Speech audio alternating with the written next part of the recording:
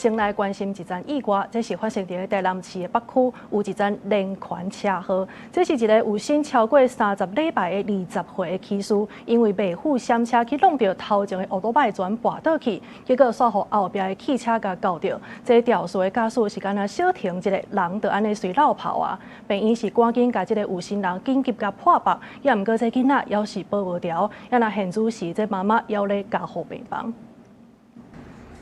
監視畫面翕到路邊一台轎車拍方向燈，要駛入去車道，頭前細褲的查某騎士看到，連面向內平閃。不過對咧後壁有心的20歲細膩的查某騎士煞未負反應，直接弄起哩連人掛車，駛去倒手邊的車道。後一秒後壁的轎車閃未負，車入去搞到咧塗骹有心人，熱心的民眾看辦事唔對，趕緊摕邊仔的路障，避免救車去弄到。停路邊也無拍風燈，啊路邊要出也無拍風燈，啊行啊外口出來就直接。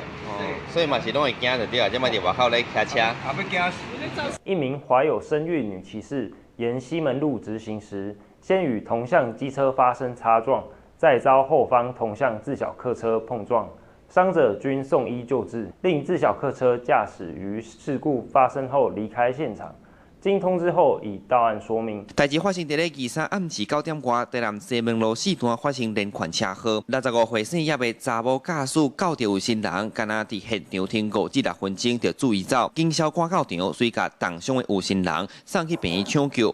因為伊有薪超過30禮拜，狀況真危險。隨後病院緊急做破腹手術，較危險的是囡仔落尾也是無救回來。警方調監視器鎖定車牌了後，咧暗時11點，塞車駕駛才到警察局說明。胎兒起初的時候呢，已經是心跳停止，那胎兒也緊急進行了30分鐘的急救，但是病人最後胎兒最後還是宣告不治了哈。那大人的部分呢，經過急救過後有回到加護病房。那目前我們初步發現到的診斷，主要是雙側肺部的氣血胸，還有肺部有挫傷。